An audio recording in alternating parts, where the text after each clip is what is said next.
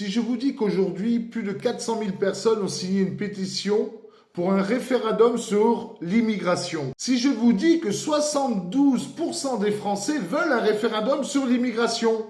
Et si je vous dis que vous n'en avez pas entendu parler, je pense que vous allez me dire effectivement, j'en ai pas entendu parler. Ni par les journalistes, ni par les politiciens. Donc c'est pour ça qu'il faut que vous regardiez cette vidéo. Je vais mettre le lien de la pétition sur ma bio. N'hésitez pas à aller dessus et à cliquer et à signer cette pétition. Écoutez bien cette vidéo.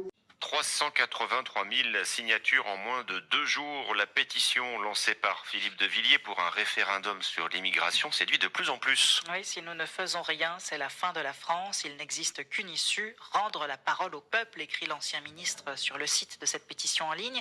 Avis partagé par de nombreux Français qu'a rencontré le correspondant d'Europe 1 en Occitanie, Charles Huillier, reportage. Jean, signataire depuis hier, prend très au sérieux cette pétition. Il faut la signer, la pétition, parce que l'immigration, c'est un problème profond. Trop d'immigration provoque certains soucis et à tous les niveaux. Il faut que ça s'arrête, c'est trop. Et ce n'est pas Gilles qui va le contredire. Il fait partie des 72% de Français à établir un lien entre immigration et insécurité.